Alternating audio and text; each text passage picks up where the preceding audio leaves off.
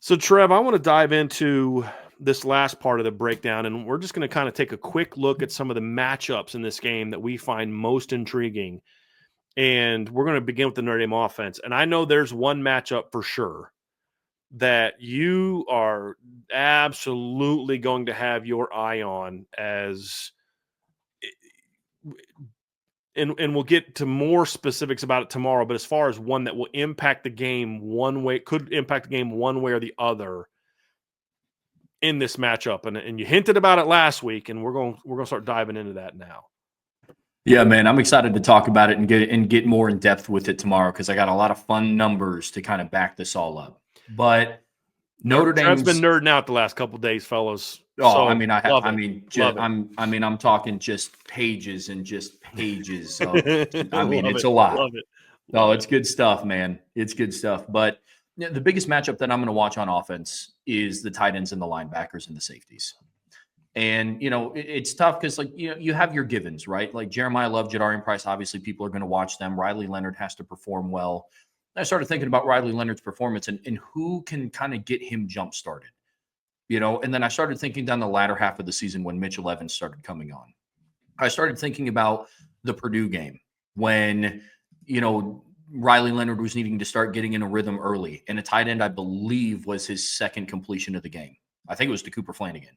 Mm-hmm. And you go through, and I started going through what I believed could kind of be the tone setter. Speaking of matchups, one of the detriments to Indiana's linebackers in their secondary is their size. Both of their linebackers are 6'1". One of their safeties is 5'11". Amari Farrell has pretty decent size for a safety. I think he's 6'2".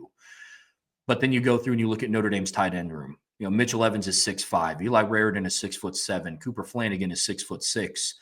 And those guys are all matchup nightmares. And Mitchell Evans, we've talked about it all year. If he can come back into form and start to emulate some of his performance midway through 2023, defenses are going to have a really hard time shutting down this Notre Dame offense. And so to me, the number one matchup I'm watching on offense is the tight ends for that reason. Getting them involved in the pass game early, running that. I mean, I love the fact that Mike Denbrock used Eli Raridan on a slot fade to close out the first half with a touchdown. I mean, I thought that was fantastic because it's a matchup nightmare. And the commonality there, the linebacker that he was on that was guarding him was 6'1", built a lot like Aiden Fisher, and you could just see it when you watch film. I mean, the comparison of size in that USC game when Eli Raridan went up and caught that slot fade, it was just no contest, Yeah. So that's going to be the one for me. And the Florida State game, too, if you remember late in that half, Mitchell Evans against the safety. Mm-hmm. Same deal. It's like that guy had no chance. No chance. And then same thing with that other safety that was matched up against Mitchell Evans on his touchdown that put him up 35-21. Yep. It's just and I think Riley Leonard's starting to figure that out too. Like I got these big old kids. Like, there was that play against Florida State that got called back. They said Mitchell Evans didn't catch it. I thought he caught it. But Riley Leonard just threw it about 10 feet in the air and said, go get it. I think he's starting to figure because to your point, Trevor, it's like there aren't a lot of 6'3" guys against Eli Raridan are giving up 4 inches. Mm-hmm. These Jalen Walker and Aiden Fisher, I believe, are both 6'1", correct? Yes. And Mitchell Evans is your shortest tight end at 6'5.5". He's your short guy. And they're starting to, I think, figure that out. Riley Leonard's starting to figure that out. I think that's and their safeties too. The Farrell kid's about 6'2". Yep. But Sean Asbury's 5'10". Yep. Their nickel's 5'11".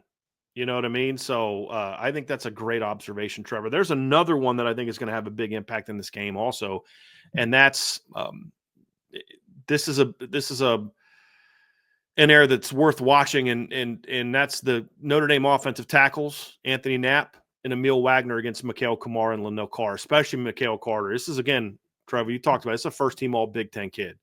This and he's built like a group of 5 guy, what you expect from a group of 5 guy, 6'1",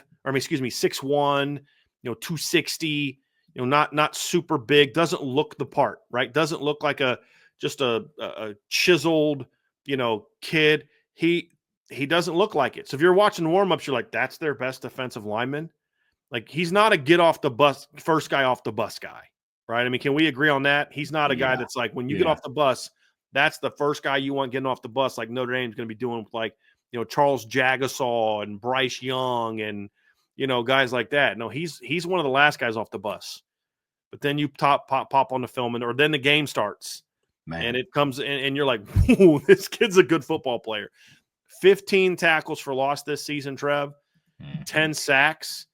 And I believe his number on defense was 61 total pressures, 27 hits plus sacks on the quarterback. Like, this kid is getting after it. Now, they do a lot of stuff for him. He doesn't just come off the edge and blitz or like rush off the edge all game. There a lot of twists, a lot of stunts. There's a lot they do. There was a play against Ohio State, Michigan, where he just stunted right into the hole and just blows up the running back. They just do a lot of that stuff, but there's plenty of snaps where he's coming off the edge and just whooping an offensive tackle. I'm also worried about this because he's also a pretty good run defender also. He's not just a pass rusher. He's not just a short Elvis Dumerville like pass rusher. This kid's really stout against the run as well, and does a really nice job playing the backside. His motor on backside of runs is really good. Now, against Notre Dame, that could get interesting because of the stuff that they do if they have a game plan for that. But he's also a guy that does a really nice job when you pull at him. He does a great job of kind of wrong arming that, getting leverage and getting underneath the pads of the puller and stoning them, which then throws off the timing of the run game and forces a spill. And once they spill, this team runs well enough to get to the football. It's a really good football player, and you're going to have to account for him run game and pass game. This is a matchup that Notre Dame's going to have some success with. And if they don't, this could be one of those kind of neutralizer matchups that makes the game, you had the guy, oh man, we'll be talking about a breakdown. Did you guys see that play on 2nd and 5 where Jaden Greathouse smoked the safety? Man, if only Riley Leonard had more time on that play, that'd have been 6. But instead, it was 3rd and 13 because Mikael Kamara whooped somebody on the edge and had a sack. Right? Like, you got to make sure he doesn't have that kind of impact on this game. And he can. Trevor, he certainly can. Yeah. No doubt. Oh, he absolutely can. I mean, he has an innate ability to get after the pass rusher. That's how I like to talk about him. And you know what? We've talked all year about, like, that guy's just a good football player. And that's Mikael Kamara, man. I mean, he has a nose for the football. He has a nose of getting after the quarterback. And I'm glad you brought up the run game aspect. On the backside, he does a really good job of coming flat down the line. Really good job. Schematically, they do a lot of things to put him in the position to win matchups, like blowing things up in the middle. I remember exactly what play you're talking about. Khalil Mullings took an inside zone. They looped around. Right. They looped around Kamara, and he ate it up. 2-yard loss. I mean, it was spectacular. And to your point, kind of goes into the fact that they haven't played a mobile quarterback because, I'm looking at this and I'm thinking, if I'm 13 and I see Kamara just flying flat down the line, see ya. Right. You know what I mean? Right. But again, he's a good enough football player and he's played enough snaps that it could be altered. Maybe he's not coming down as flat as aggressively as he normally does. And they'll do some things where they crash him off the edge and they bring somebody down to protect him, safety, especially, strong side runs, Trev, too, is they will do things to turn him loose and then protect him. So if he does, if you're running around him or outside of him, you're running to someone filling that alley. They almost treat him like a blitzer. Yeah. Like where a lot of teams, when you blitz a linebacker, you got to replace them with something. That's why you see a lot of safeties coming down. That way you're just not vacating whole parts of the field because you blitzed a guy. They tend to do that a little bit with Kamara, where there's snaps, Trevor. You guys have to picture this. I'm going to put this into a breakdown on the message board this week, but they will line him up as a 3 technique to the tight end side, have him on 3 technique, a nose, a 3 technique, the D tackle is a 3 technique, and then an end. And it's like, do they know that there's a tight end out there? But it's because they have stuff behind it. They'll either twist them out or they're trying to bait you into running right there, and then they're crashing their corner and bringing a nickel down and almost running like an outside stunt with the safety at the corner and the nickel. They do some really creative stuff where that's where they'll try to use him to bait you into something like, ooh, let's just wall them down and we'll run off tackle. And then you're like, nope, because that linebacker, safety, or nickel or 2 of those guys is coming hard and coming hard at you. And so that he's a really good football player, and you have to Mike Denbrock and that staff are going to have to account for him.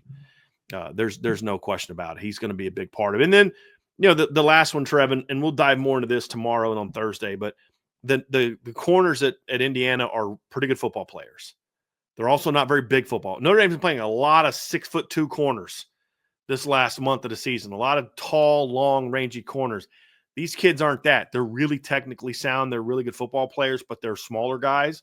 This is one of those games, and I'll have something on the board about this probably tomorrow, the importance of this matchup. But the outside receivers for Notre Dame also have to be big. I think you could throw the slots in with that tight end conversation. I think you could throw Jaden Harrison and Jaden Greathouse into that conversation. But in this game, I really think you're going to need your outside receivers to make some plays in this matchup. And if they completely get taken out of the game, and those safeties can, just by one-on-ones, if Pons and Johnson can just kind of take your outside receivers out of the game, and they can keep those safeties focused inside on the tight ends and the run game and things, that's where Indiana could slow this offense down. Yeah. Is you have to make them pay for going one-on-one with your outside receivers. You do. Like comebacks, outs, quick game, but also being able to make some plays after the catch and make plays down the field. That's the other part of the matchup we have to look at. And then on the other side of the field, Trevor, is the young corners coming off of a rough game for Christian Gray against USC against another really good receiving core that is deep. I mean, they're going to play 5 guys like a lot in this game. They keep their receivers fresh. Surratt's the only guy that really plays almost the whole game. Yeah. I mean, like their other receivers, they rotate a lot. So if you look at their numbers at Pro Football Focus, Surratt plays 629 snaps. They have, after that, it's 448, 418, 309, and 299.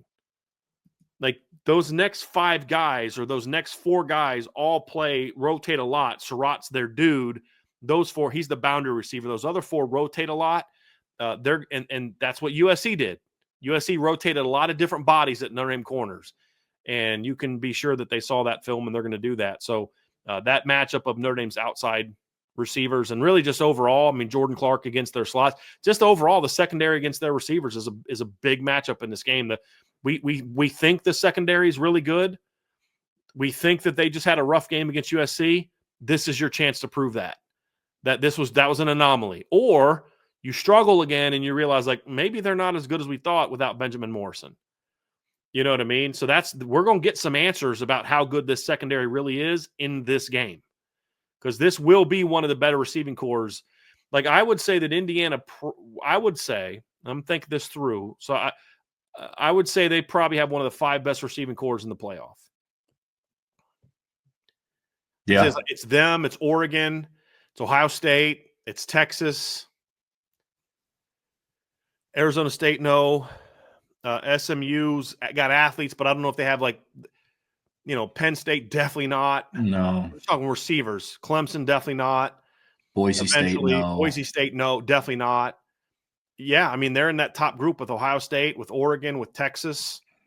Yeah, they're in that top group of the best receivers. And Georgia doesn't have their receiving core. I mean, Georgia has a couple guys that are faster than their guys, but Arian Smith's faster than a lot of people who still can't catch football. Yeah, I was just about to say, I was listening to the SEC championship broadcast, they said that Arian Smith is not a natural catcher of the football, which is a tough trait to have. Yeah. When you're a team's number 1 receiver. That's tough.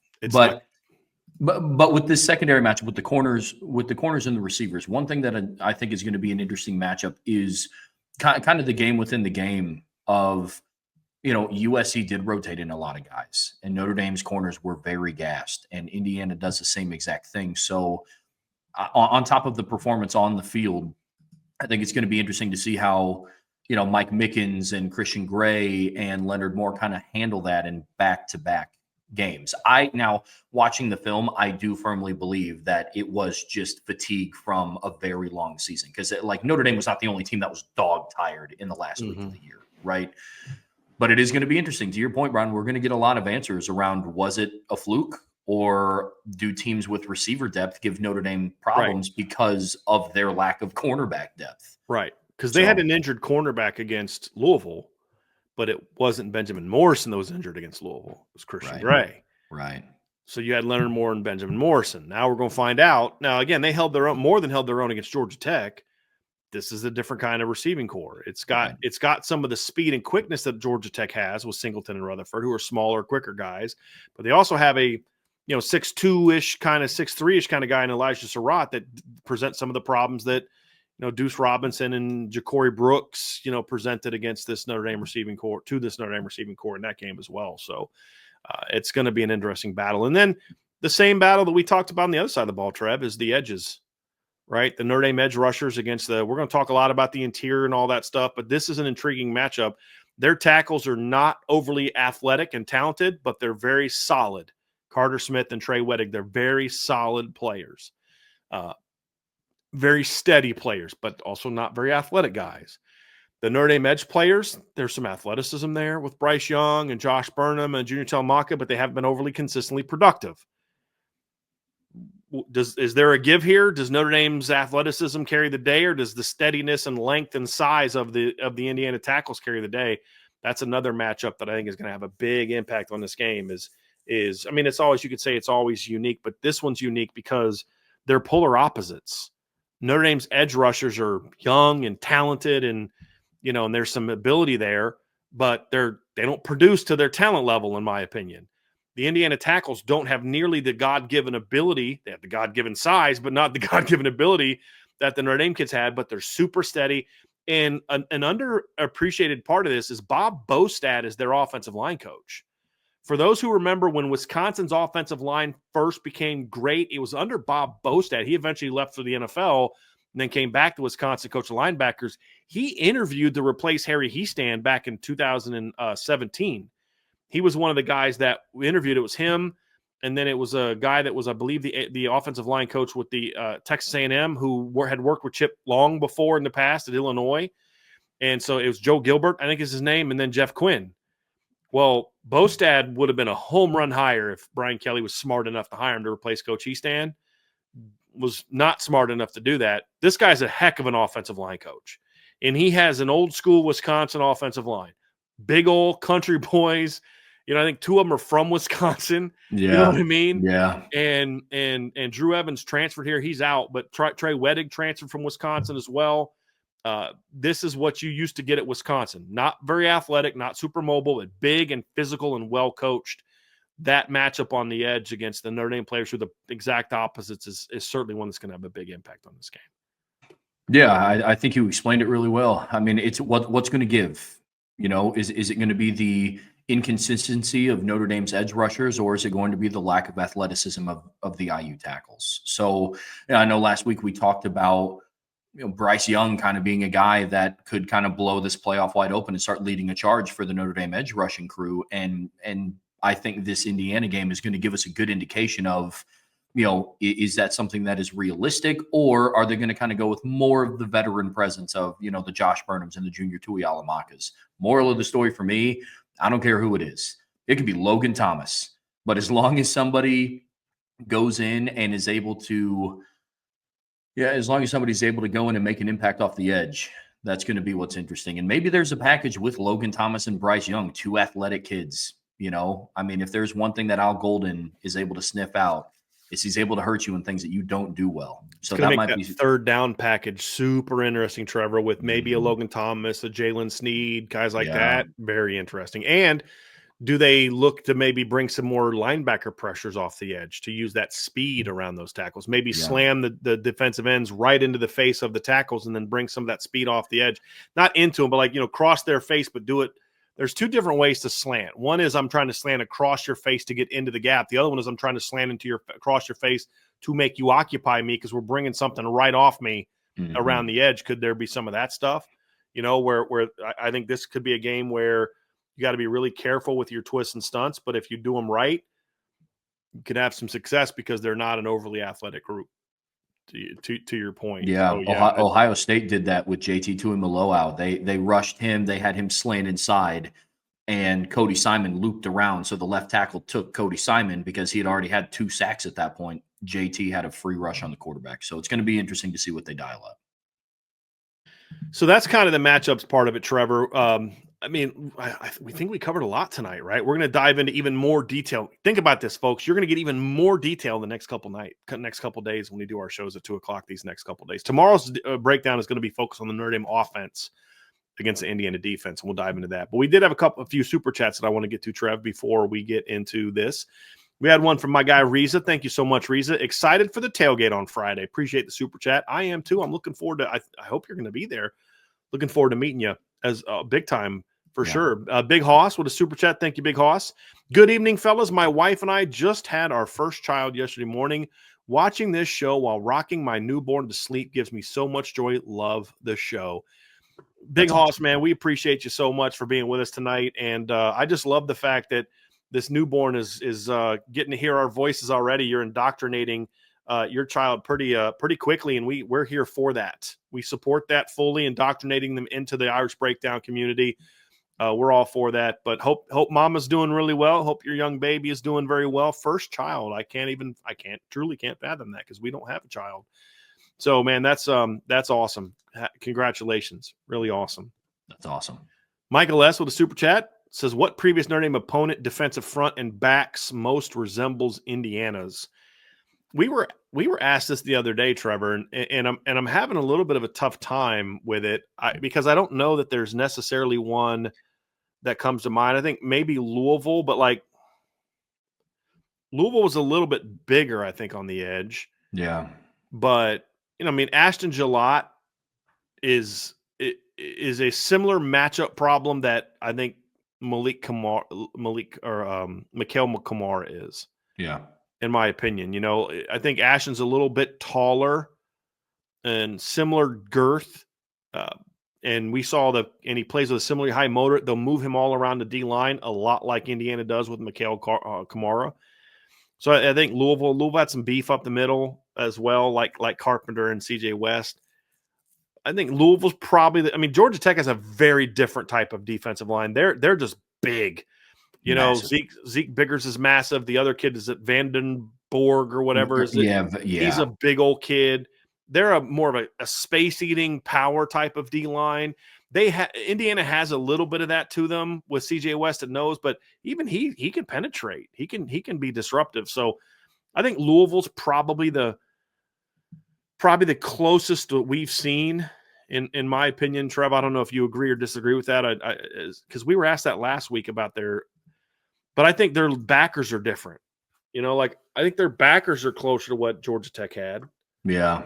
But their D line is more of like what Louisville had. I don't know. What are your thoughts?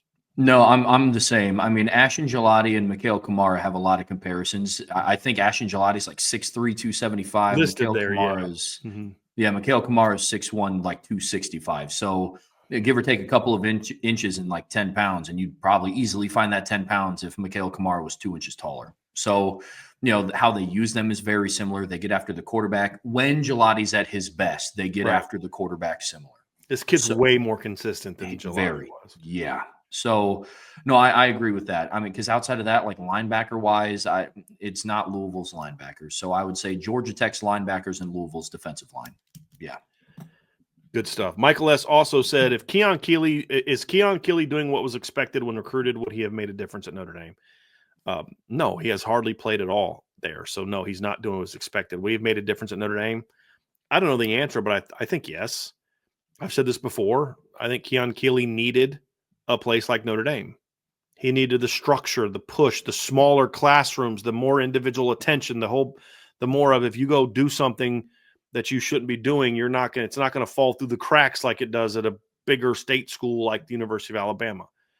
He needed the discipline of a place like Notre Dame, and he didn't get that. And so he's fallen through the cracks. I mean, he had that at Berkeley Prep with Coach Chow. I mean, that's anybody that knows him knows that he is an old school coach, very much so. And he was able to help keep Keon focused on what matters. And they haven't done that at Alabama. And so I think he would have done a much better job of that. Now, how good of a player would he have been? I don't know. But I've said this a million times. People can say all they want, Trevor, about, well, this kid didn't pan out there, so he wasn't ever really that good. I believe fit is very important. Very important. And I think Keon, I said at the time, I understand why he's making this move. I think it was the wrong choice. I think he had people pushing him towards the school for reasons that shouldn't have really factored into why he picked the school. And they weren't considering the things that I was concerned about. And, so that's why I don't think he succeeded there. And I don't think that means he would not have succeeded at Notre Dame. Also, the depth chart would have been more favorable to where he would have probably walked in and been like, hey, if I do what I need to do, I got a chance to get on the field right away. And maybe that would have caused him to make some better decisions as well. AST 1, 2, 3, 2, 1 in order. What is most likely? Notre Dame by 2 scores. Notre Dame in a game decided in the last 2 minutes, either late comeback or final drive, or IU by any margin. Based on what you and I were talking about today, Trevor, I think he already has it in the order that we would have it. Like Trevor and I were talking about this, and I haven't made my prediction yet, Trevor. I'm trying not to think about my prediction because, I'm still working through breakdowns and film and stats analysis and all that. But the thing I said is, I expect this to be a competitive game, but there's a lot more things that make me think it could not be competitive in Notre Dame's favor than otherwise than the last one of Indiana winning. It would require Notre Dame to not play well to lose this game. Like they'd have to play not well, like C- game to lose this game, in my opinion. And I'd be very disappointed if that happened. Right. So, I think you have. I would probably flip 1 and 2. Well, no, I'll because I don't think the game is going to come down to the last 2 minutes. I think it could be a 1 touchdown game, but I don't know that it'll come down to the last 2 minutes where Notre Dame has to have a final stop or a final drive and win it. I think I could see it very much being like the Louisville game. Very much being like the Louisville game, but last 2 minutes, no, I think that's less likely than Notre Dame winning by. Because, 2 scores is 10 points. 9 points, 30-21. That's a competitive football game. That's how I would put that one, Trev. Yeah, I would too. Instead of Notre Dame in a game decided in the last 2 minutes, I think it would, if it were to come down to that, I think it would be something to where like the game kind of gets put away with like 5-6 minutes left on the clock. You play things out situationally. But yeah, for me, it's just a lot of it. This is on Notre Dame's plate. And I mean that in the most respectful way, because I'm a big believer in that you should respect every opponent that comes across your plate, right? Notre Dame didn't on September 7th, and we all found out what happened, So, this is not a lack of respect for IU. This is just me evaluating 2 football teams. And if Notre Dame comes and plays the way that they have played, really since their first bye week, because I don't want to say like since the Northern Illinois game, because there was a lot of improvements that needed to be made between Purdue and Louisville, right? But if Notre Dame comes out and they emulate how they performed and play at that level, not, above and they turn into 2020 Bama, but if Notre Dame comes out and plays the way that they played in their last, call it 7 games of the season, and IU also comes out and plays the best football that they've played, like they're performing like they did again in moments against Michigan and against Nebraska. Like I think Notre Dame wins by 10 in a very competitive football game. It's just, maybe not the final score tally, but something to where it's competitive, like how Oregon and Penn State were competitive. Like Notre Dame's defense is just set up in a way where once Notre Dame scores a certain amount of points, I don't know what that number is because I think it varies from team to team, a really hard defense to come back on. Really hard defense to come back on. So that's where I'm at.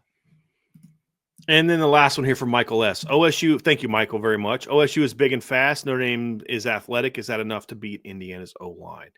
Well, we'll find out. I don't think Ohio State is all that big. Outside of Tyleik Williams, I don't think they're a massive defensive line. They're a little bigger at the big end position. JT is 270. RJ Oben is 265. Bryce Young is 6'7", 255. Jack Sawyer, 6'5", 260. Josh Burnham, 6'4", 255. Their D tackle, Ty Hamilton, is 6'3", 295. Riley Mills is 6'6", 305. They're a lot bigger at nose tackle. Tyleik Williams is like 325, and Howard Cross is 285. You know what I mean? Outside of that, Cody Simon's listed as big as Drake Bowen, but anyone that watches those 2 kids next to each other knows that Drake Bowen's a bigger player. Sonny Styles is tall and long, but he's not like a real big power guy. But yeah, they're fast, but I think Notre Dame is as well. I think where Ohio State they are more talented in the defensive line than Notre Dame is. There's more high-level draft picks on their defensive line than Notre Dame has. Sure. But I don't know that they're a lot bigger. Yeah, I mean, we'll find out, right? We'll find out if that's enough. That's going to be the question. But I think Notre Dame is also not just athletic, but also fast as well. So while they're not as big as Ohio State, they're not small compared to Ohio State either. Right. So that's I mean, what they lack in being small and like weight, I think they make up for in length. Howard Cross isn't, a 300-pound guy. He's 285, listed at 288, but he has really long arms. He's very quick. So like they're very different players. You look at the linebacking core. Notre Dame's linebackers are long. So yeah, it goes back to that age-old conversation that Bryan always talks about. It's just matchups. It's just teams match up differently. You can't just look at, well, Ohio State has high caliber recruits, Notre Dame has high caliber recruits, and we saw what Ohio State did to Indiana. It's different, right? I mean, you say the same thing on offense. So it's going to be interesting, and it's going to be fun to break it down all week, Bryan. I'm pumped. Yeah, it's going to be a blast, man. It's going to be a blast. So I can't wait to do it. We're going to be back tomorrow, as I said, folks, at 2:00 in the afternoon as our normal, our most recently normal time, because hopefully this is the last week of construction at our house. That's the plan. Thank goodness. Just pray that for no more floods, man. No more floods in the house, because this has not been like fun construction. Oh, we're redoing something because life is good. No, this has been like, seriously, really, it is what it is. But hey, look, that's life. Hopefully it's going to be done this week and we can get back to our normal 1:00 time. But we're going to be 2:00 the next couple days, breaking down the offense versus defense matchup, and then the other side of the ball on Wednesday. It's going to be a lot of fun. No Bison Hole this week, as I said. No show on Friday, so no mailbag this week because the game is on Friday. And we're going to be tailgating. So we're going to have our IB tailgate on Friday night at the stadium. We're going to probably get there around 1 or 2. Going to have a lot of fun. My wife and mom have talked me into making my chicken chili that we have. So I'll have that. My mom's going to make a lot of good stuff too. So we're going to have a lot of fun. We're going to have some cold drinks because, got to have the Mountain Dew there. We're also going to have some coffee and hot cocoa. And we're just going to be hanging out all day. So Trev will be there, I'm sure, on Friday. I'll be there. Vince will be there after work. I think Ryan Roberts is going to be in town. So we're going to have a lot of our crew there. My parents will be there helping run the tailgate. So we'll be in the Joy slot somewhere. I'll tweet out where we'll be. But we finally found an IB flag. So we have an IB flag now, Trev. My dad actually bought it. Well, we've always had the flag, but my dad bought a flagpole. Nice. And so we hooked that up last time. So you'll see the IB flag hanging above the Notre Dame tent. So we have a big Notre Dame tent that we put out. So we'll have that on Friday. It's for any Irish Breakdown community member. So it's not just for premium message board. If you are just a podcast listener or you're just a show watcher, you are just as welcome as anybody else. Bring anyone you want with you. We're not checking IDs. Like, are you a paying member or not? Bring your family, your friends, whoever you're going to the game with, and just hang out. We talk ball. Sometimes I give some inside scoop, things that we don't put on the message board, explain some situations, have some fun. We'll have people standing around us asking questions. We love doing that. We love meeting y'all, and we'll be there. I'll probably go into the stadium around 6:30 is when I usually go into the stadium. So we'll be there for all afternoon. So I'm looking forward to it. Looking forward to meeting a lot of y'all. Can't wait for it, and hanging out, talking some ball. So that's going to be the IB tailgate. And if you're not going to the game and you're just on campus, still come. I mean, if you're local, show up, find a place to park off campus, come hang out at the tailgate, and then you can go home and watch the game later. So it's going to be a blast. So we're doing that that's going to be the IB tailgate on Friday. No charge, nothing to have to pay anything. This is our thank you to you guys for being supporters of what we do. So those are all the questions we normally get asked. Okay, do I have to be a premium board member? No. Do I have to pay to come? No. Do I have to bring anything? No. Can I bring family and friends with me? Yes. All are welcome. So we look forward to that. So anyway, that's going to do it for Trevor and I, folks. On your way out, hit that like button, hit the subscribe button, hit the notification bell, share this podcast, give us a 5-star review. We'd greatly appreciate that. And of course, as always, the best way to support Irish Breakdown is to sign up for our message board at boards.irishbreakdown.com. Have a great rest of your night, and we'll talk to you again here very soon on the Irish Breakdown podcast.